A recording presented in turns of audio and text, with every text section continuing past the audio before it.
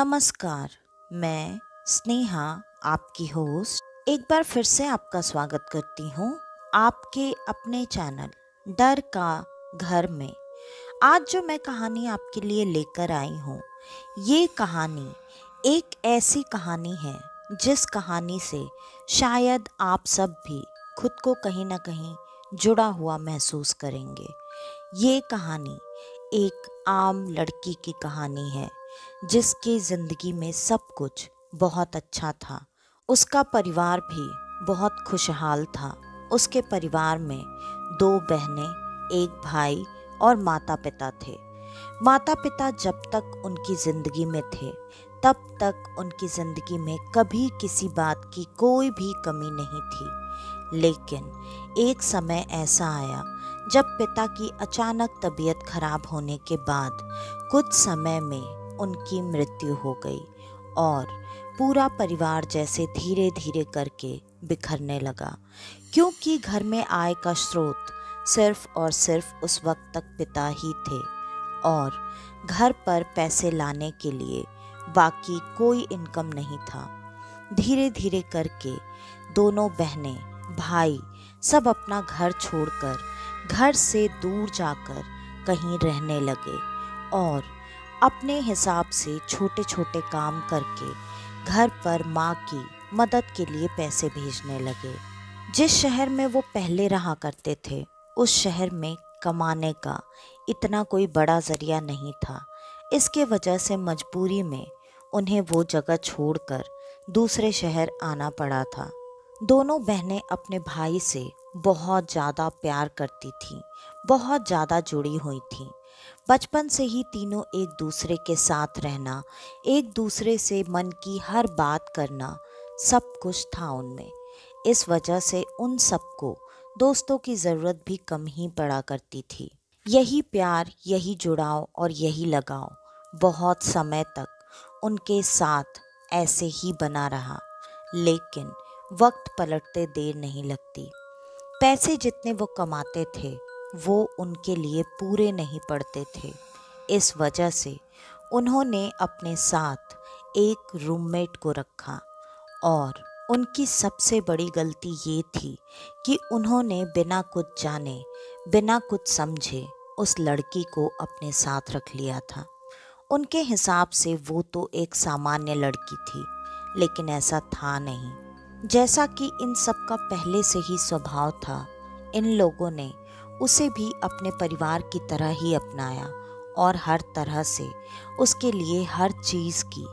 लेकिन धीरे धीरे उन दोनों बहनों के नाक के नीचे ही उन्हें पता ही नहीं चला कि कब उनके भाई के ऊपर कोई ऐसी चीज़ कर दी गई जिससे कि उनका भाई धीरे धीरे उनसे कटने लगा और वो उस लड़की के करीब जाने लगा। इन दोनों बहनों को अक्सर मंदिर जाने की आदत थी। रोज मंदिर जाना तो ये भी नहीं करती थीं और बड़े शहर में रहने के बाद उनसे काम करने से फुर्सत नहीं मिलती थी। इस वजह से वो मंदिर जाना भी ज़्यादा नहीं कर पाती थीं। और ऐसा नहीं था कि वो बहुत बड़ा पूजा पाठ करने वाली बहनें थीं। पूजा पाठ करती थीं, लेकिन कभी कभार समय मिलने पर। घर में कोई मंदिर नहीं, कोई भगवान की प्रतिमा नहीं, किसी भी तरह का कोई पूजा पाठ नहीं। और ऐसे ही धीरे धीरे उस घर में ऐसा कुछ होने लगा जो कि इन दोनों बहनों को बहुत वक्त तक पता ही नहीं चला। लगभग 6 महीने बाद इन्हें अचानक से ये बात पता चली कि इनका भाई अब उस रूममेट, उस दूसरी आई हुई लड़की के तरफ इतना ज़्यादा आकर्षित हो चुका है कि वो उसके साथ वो घर छोड़कर अलग जाकर रहने की जिद कर रहा था। इस बात पर बहनों को बहुत बड़ा झटका लगा।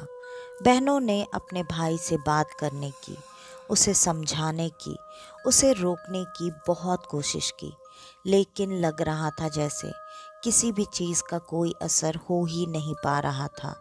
और धीरे धीरे ये दिन आ गया। भाई आखिरकार उस लड़की के साथ एक दूसरे घर में अलग जाकर रहने के लिए तैयार हो चुका था। अब बात इतनी ज़्यादा बढ़ चुकी थी कि उन्हें ना चाहते हुए भी ये बात अपने घर वालों को, मतलब अपनी माँ को बतानी पड़ी। माँ को ये बात बताने पर माँ को भी बहुत बड़ा झटका लगा। माँ ने भी इस बात को जैसे तैसे हजम करने की कोशिश की, लेकिन कभी एक बात को हजम कर लेना मतलब आप दूसरे बात को खुद से बढ़ावा दे रहे हैं। यही इस परिवार के साथ भी होने वाला था। और आखिरकार कुछ महीने बाद ये खबर भी उन तक पहुंची कि भाई ने उससे बिना किसी को बताए, बिना किसी को पूछे शादी भी कर ली है। और ये बात पता चलने पर दोनों बहनें आखिरकार एक बार फिर से अपने भाई को समझाने के लिए, उसे मनाने के लिए वापस उसके पास गईं।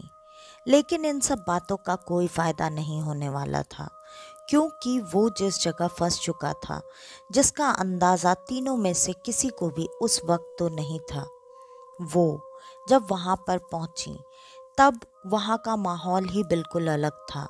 वहाँ पर उनके साथ आज बहुत अच्छे से बिहेव किया जा रहा था। उनके लिए खाने पीने का इंतज़ाम किया गया। बहनों ने भी बेवकूफ़ी और भाई के प्यार में आकर ये गलती कर दी। उन्होंने वहाँ बैठकर खाना खाया, उसके साथ साथ कुछ मीठा भी खाया। ये गलती आपको कभी भी ऐसी जगह पर नहीं करनी चाहिए जहाँ पर आपको विश्वास ना हो या फिर आपको ये डर लगता हो कि सामने वाला आप पर कभी भी कोई भी क्रिया कर सकता है। लेकिन इनके लिए इनकी ज़िंदगी में ऐसी कभी कोई चीज़ हुई ही नहीं थी, इसलिए इन बातों से ये पूरी तरह से अनजान थे। खाना पीना खाने और बातचीत करने में उनके दिमाग से वो बात पूरी तरह से निकल चुकी थी कि वो वहाँ पर क्या करने के लिए आई थी। और खाना पीना खाकर राजी खुशी, हंसी खुशी वो दोनों बहनें वापस जब अपने घर आईं, तब उन्हें थोड़ी देर बाद ये एहसास हुआ कि वो करने क्या गई थीं और वो करके क्या आईं। ये सारी बातें उन्हें बिल्कुल समझ में नहीं आ रही थीं कि उनके साथ क्या हो रहा है और ऐसा कैसे हो सकता है। फिर एक बार उन लोगों ने अपने भाई से बात करने की कोशिश की, लेकिन जब उन्होंने अपने भाई से बात करने की कोशिश की, इस बार उनका भाई उन्हें लग ही नहीं रहा था। भाई ने आज इस तरीके से जवाब दिया था जो उसके शब्द भी नहीं लग रहे थे। इन दोनों के लिए ये एक और बड़ा झटका था। आखिरकार दोनों बहनें परेशान मन से दुखी होकर घर वापस आ चुकी थीं। अब धीरे धीरे उनमें से एक बहन की तबीयत बहुत ज़्यादा बिगड़ने लगी। वो दिन ब दिन बीमार और बहुत ज़्यादा बीमार रहने लगी। उसे हमेशा बहुत बुरे बुरे सपने आते थे। डॉक्टरी इलाज बहुत कराया गया, लेकिन किसी चीज़ का कोई फ़ायदा नहीं हो रहा था। धीरे धीरे ये चीज़ें अब इतनी ज़्यादा बढ़ चुकी थी कि इन चीज़ों के बारे में किसी न किसी से बात करना बहुत ज़्यादा ज़रूरी हो गया था। इस मामले में आखिरकार उनकी मदद करने के लिए कोई बाहरी आया, मतलब कोई और। जो दूसरी बहन एक जगह ऑफिस में काम करती थी, वहाँ पर एक काका थे, बूढ़े काका, जो कि वहाँ एक वॉचमैन का काम किया करते थे। उन्हें पता था इस पूरे परिवार के बारे में। और तो और शुरू से जब से वो बहन वहाँ उस जगह पर आई थी, तब से वो उसी कंपनी में काम करती थी और उनके साथ उसकी बहुत अच्छी बातचीत थी। वो काका भी ज़रूरत से ज़्यादा उस बहन को माना करते थे। उनके लिए वो बेटी से कम कभी नहीं थी। अभी कुछ दिनों से बहन के वजह से उसे बार बार छुट्टियां लेनी पड़ रही थी और इतनी छुट्टियां उसने आज तक कभी नहीं ली थी। इस बात पर बाकी सबने तो कोई खास ध्यान नहीं दिया, लेकिन उन काका का ध्यान चला गया और आखिरकार एक दिन ऑफिस में उसके मिलने पर काका ने उससे रोककर पूछ ही लिया, बेटा क्या बात है, आजकल तुम छुट्टियां बहुत ज़्यादा ले रही हो। तुम पहले तो ऐसे छुट्टियां नहीं लेती थी। क्या हुआ, सब कुछ ठीक तो है ना? इस पर बहन ने आंखों में आंसू भरकर उनकी तरफ देखा और बताया, हाँ सब कुछ ठीक ही है। अब क्या बताऊँ काका, और कितना बताऊँ? पता नहीं, जितना सब कुछ सोचकर हम लोग यहाँ पर आए थे, अब वो सारी चीज़ें बिखरती हुई सी नज़र आ रही हैं। किसी चीज़ का कोई सॉल्यूशन नहीं नज़र आ रहा है। कुछ नहीं समझ में आ रहा कि अचानक ज़िंदगी में ऐसा क्या हो गया है, हम लोगों से ऐसी क्या गलती हो गई है। और इतना कहते ही उसके आंखों में भरे वो आंसू छलक कर उसके गालों पर आ गए थे।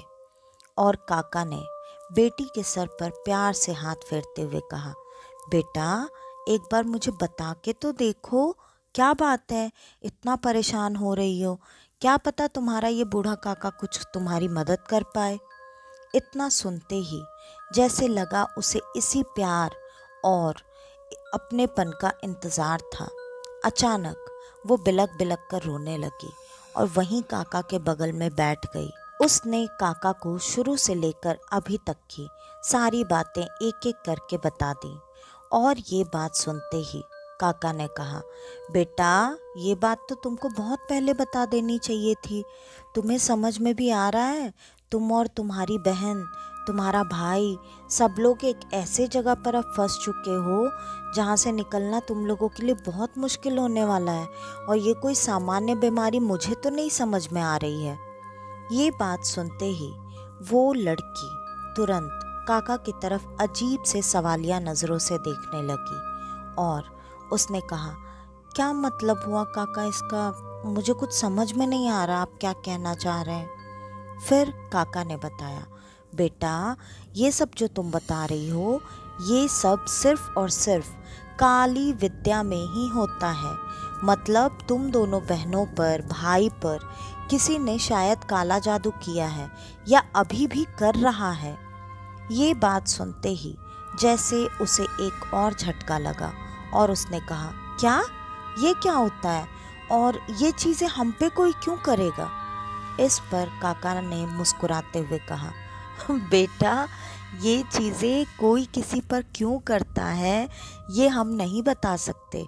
हाँ बस इतना होता है, अपनी क्रिया, अपनी विधि को बढ़ाने के लिए या सार्थक करने के लिए कोई भी किसी को भी चुन लेता है। और शायद ऐसा ही तुम लोगों के साथ भी हुआ है। तुम एक काम करो, तुम मुझे अपने घर लेकर चलो, मुझे अपनी बहन को देखने दो। उसके बाद पता चलेगा कि मैं जितना सोच रहा हूँ ये चीज़ उतनी सीरियस है या नहीं। और तुम्हें नहीं पता होगा, लेकिन मैं भी इन विद्याओं के बारे में थोड़ा बहुत जानता हूँ। और अगर मुझसे बन पड़ा तो तुम्हारी बहन तो कम से कम सुरक्षित हो जाएगी, बाकी का मैं नहीं बता सकता। इतना सुनते ही वो दोनों वहाँ से उठे और उसके घर की तरफ चल पड़े। काका के घर पर आने पर उसकी हालत काफ़ी ख़राब थी। उसे देखकर ऐसे लग रहा था जैसे वो कुछ दिनों से नहीं, कई महीनों से बहुत ज़्यादा बीमार है। काका ने उसे देखते ही पहले उसकी बहन को कहा, इसके हाथ पैर और हर जगह पर कोई निशान ढूंढो, कोई काला निशान होगा या कोई भी अजीब निशान जो इसके शरीर पर पहले नहीं होगा। तुम्हें तो पता ही होगा, तुम वो निशान देखो है या नहीं। अगर वो निशान है तो वो निशान अगर मुझे दिखा सकती हो तो दिखाओ, अगर नहीं दिखा सकती हो तो उसका फ़ोटो खींचकर मुझे दिखाओ। उससे पता चलेगा इस पर क्रिया कितनी भारी की गई है। और उस बहन ने वैसा ही किया।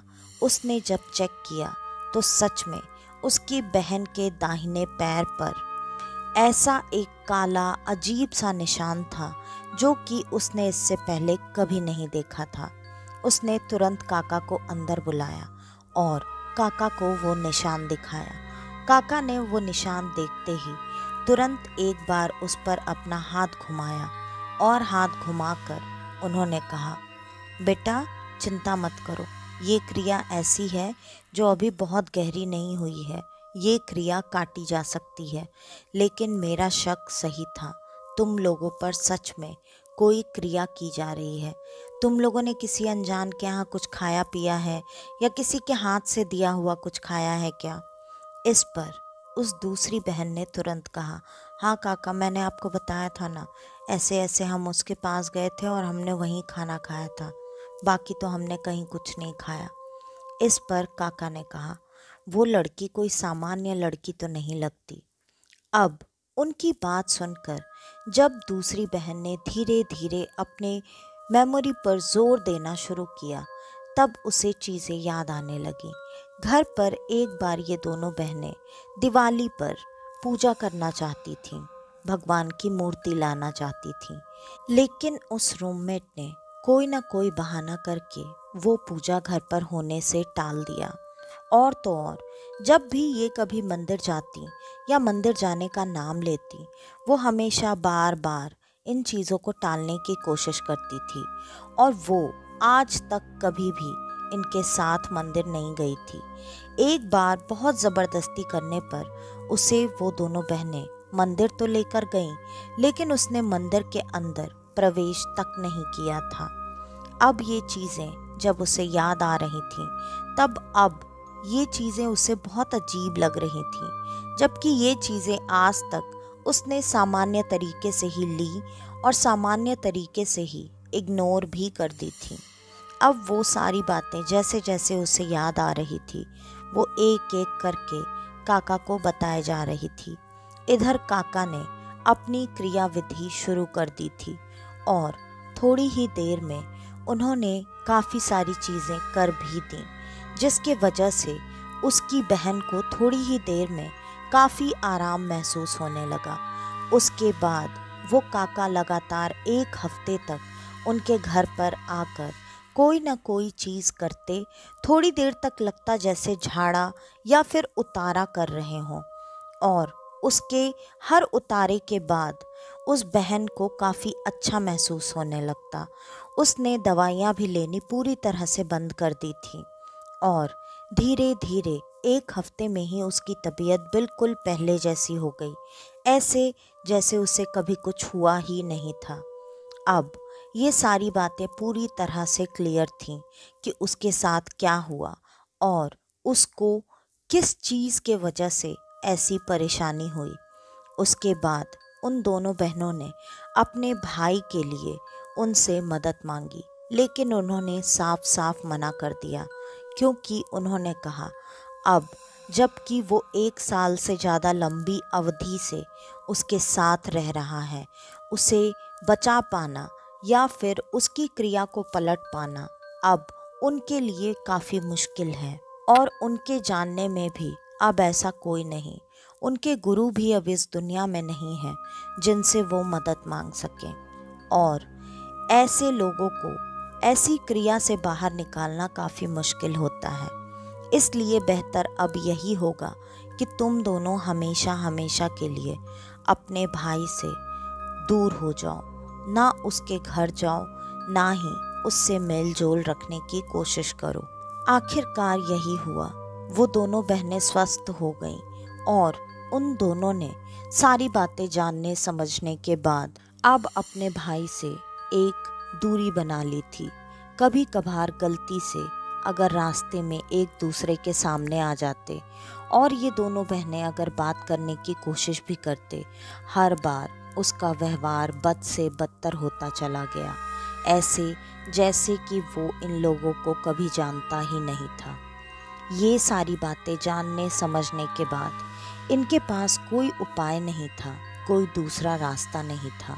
इस वजह से इन दोनों ने हमेशा उससे और उसकी पत्नी से दूरी बनाए रखना ही सही समझा।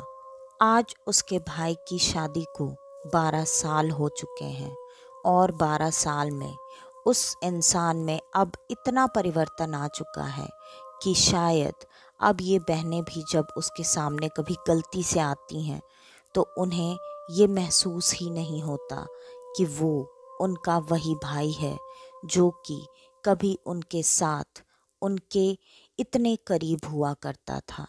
हाँ, अब इन दोनों ने हमेशा हमेशा के लिए उससे एक वाजिब दूरी बना ली है। माँ भी इतना सब कुछ जानने समझने के बाद जिस चीज़ में समझदारी थी उससे दूर रहने में उन्होंने भी अपने दिल पर पत्थर रखकर अब यही किया है। वैसे तो इनकी ज़िंदगी सामान्य हो गई है, लेकिन जब जब कभी गलती से भी भाई या उसकी पत्नी इनके ज़िंदगी में इनके आसपास भी आने की कोशिश करते हैं, हर बार इनके साथ कुछ न कुछ बुरा, बहुत बुरा, गलत और बहुत गलत हो ही जाता है। इस वजह से अब ये दोनों हमेशा ऐसे ही रहना पसंद करते हैं कि गलती से भी ये आमना सामना कभी ना हो जाए। तो आज की ये कहानी यहीं पर ख़त्म होती है। आपको हमारी आज की ये कहानी कैसी लगी हमें कमेंट करके ज़रूर बताइएगा। और ये कहानी किसी की ज़िंदगी की सच्ची आप बीती है, ऐसे किसी की जिसको शायद मैं भी बहुत करीब से जानती हूँ। ये कहानी खास करके मैं अमित जी के रिक्वेस्ट पर लेकर आई हूँ। उन्होंने कहा था आप अपने ज़िंदगी का अगर ऐसा कोई एक्सपीरियंस हो तो मैं वो कहानी के रूप में लेकर आऊँ। ये मेरी ज़िंदगी का एक्सपीरियंस तो नहीं, लेकिन मैं इसे अपनी ज़िंदगी से अलग भी नहीं कह सकती, क्योंकि ये चीज़ मेरे किसी बहुत करीब के जानने वाले के साथ हुआ है और मैंने ये चीज़ आपको जितनी आसानी से कहानी में बता दी, ये चीज़ें उतनी आसान कभी नहीं थी। कहानी में सुनने पर शायद आप वो भावनाएं, वो इमोशंस फील ना कर पाएँ, लेकिन जिसके साथ और जिस वक्त ये चीज़ें बीत रही थी, ये चीज़ें उसके लिए बहुत मायने रखती हैं और आज भी उन चीज़ों को सोच कर याद करके उस इंसान का दिल दहल उठता है। एक हंसता खेलता और भरा पूरा परिवार पूरी तरह से बिखर गया इस एक चीज़ के बाद। तो आज के लिए बस इतना ही। मैं स्नेहा, आपकी होस्ट, आज के लिए लेती हूँ अलविदा। वापस से आपसे मिलने आऊँगी और आप सबको लेकर जाऊँगी कुछ जाने अनजाने किस्से कहानियों के सफ़र पर, आपका अपना डर का घर में। तो तब तक के लिए नमस्कार।